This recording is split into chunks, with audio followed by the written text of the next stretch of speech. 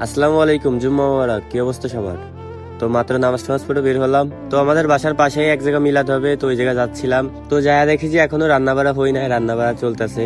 তো আমি সাইডে থেকে ছোট ছোট করে কিছু ক্লিপ নিচ্ছিলাম যে আপনাদের মাঝেও ভিডিওটা শেয়ার করি। তো গাইস, আপনারা সবসময় আমাদের পাশে থাকবেন, আপনাদেরকে সবসময়ের জন্য বিনোদন দেওয়ার চেষ্টা করব।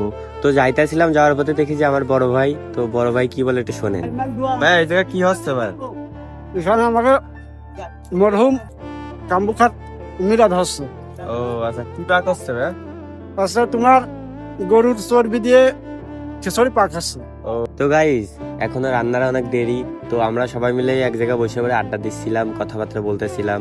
তো সবাই অপেক্ষায় আছে কখন হবে কখন হবে।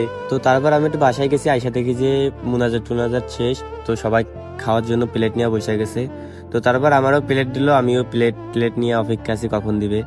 তারপর ফাইনালি দিল। তারপর আমরা বসে পড়ে সবাই মিলে খাচ্ছিলাম একসাথে।